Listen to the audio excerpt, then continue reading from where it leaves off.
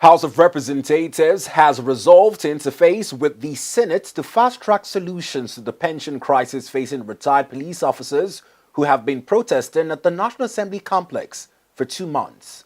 This followed a motion by Honorable Oke Onuakolasi, who noted that while pension reforms have been implemented for the armed forces, customs and intelligence agencies, the police remains excluded, leaving retirees dependent on an inadequate contributory pension scheme.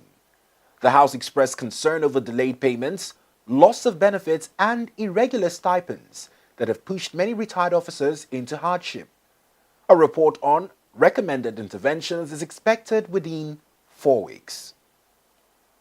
The House believes that the measure of nation's gratitude is reflected on how they treat those who have protected their citizens in the years of strength.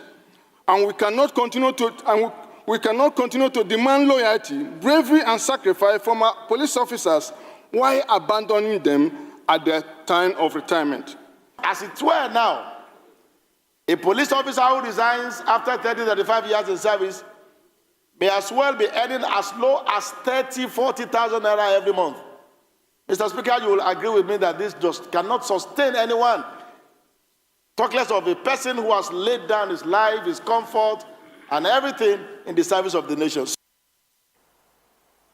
In another development, the House directed its committees on narcotics, human rights, and public safety to investigate alleged unlawful operations by NDLEA officers in Opupeji, Iluehe, Owan West, Edo State.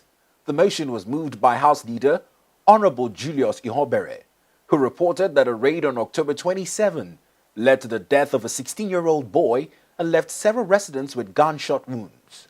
He said such conduct undermines public trust and breaches human rights, while urging the suspension of implicated officers pending investigation. That the unchecked abuse of power by the law enforcement officers erodes the rule of law and contradicts Nigeria's commitment to human rights and justice. Further disturbed that if the allegations of misconduct are not properly investigated, it could damage our international reputation in the fight against drug trafficking and human rights protection. Results to Plenary was adjourned to next Tuesday following the death of Senator Oke Ezia, representing Enugu North. Outside the chamber, Chairman of the House Committees on Police Affairs and Pensions, Honorable Abubakar Yelaman and Honorable Hussaini Jalo explained the Police Pension Amendment Bill, which removes the police from the contributory pension scheme and establishes an independent pension board, has passed all stages in the House and was transmitted to the Senate on October 28 for concurrence. Addressing journalists, they said the protesters were aware of the actions taken by lawmakers and urged them to be patient as the bill awaited Senate's concurrence and onward transmission to the President.